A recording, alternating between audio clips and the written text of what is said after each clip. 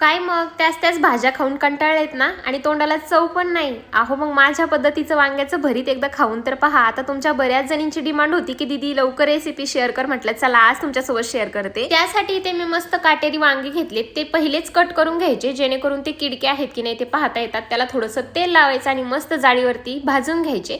आता ह्या जाळीवरती भाजले ना की मस्त दोन्ही साईडने भाजता येतात. हे होतात तोपर्यंत मस्त बाकीचं प्रिपरेशन करून घेतलं, म्हणजे कांदा, टोमॅटो, कोथिंबीर, हिरवी मिरची, अद्रक, लसूण असं छान मिक्सरला बारीक वाटून घेतलं. तोपर्यंत मस्त वांगे इथे भाजले पण होते. त्यानंतर त्याचे वरचे साल काढून घेतले आणि देठ कट करून मस्त स्मॅश करून घेतले. दुसरीकडे लगेच कढईमध्ये थोडंसं तेल घातलं, त्यामध्ये जिरे, मोहरी, तुमच्याकडे कढीपत्ता असेल तर तो पण टाका, फ्लेवर खूप छान येतो. नंतर त्यामध्ये बारीक कांदा कट केलेला तो टाकून घेतला, टोमॅटो आणि आपण जे मिरचीचं वाटण केलं होतं ते, मसाल्यांमध्ये हळद, थोडासा गरम मसाला आणि कांदा लसूण मसाला हे मस्त असं परतून घेतलं. नंतर त्यामध्ये वरून थोडीशी कोथिंबीर आणि स्मॅश केलेले वांगे, चवीपुरतं मीठ आणि झालं आपलं वांग्याचं भरीत तयार. याच्यासोबत गरमागरम जर बाजरीची भाकरी असेल ना तर एकच नंबर कॉम्बिनेशन होतं. पण ह्यांना खायची होती चपाती म्हणून मी चपाती बनवली होती. त्याला मग तुम्ही एकदा नक्की ट्राय करून पहा. मी सांगितल्या पद्धतीने खरंच खूप टेस्टी होतं. भेटूया नेक्स्ट व्हिडिओमध्ये. तोपर्यंत बाय बाय.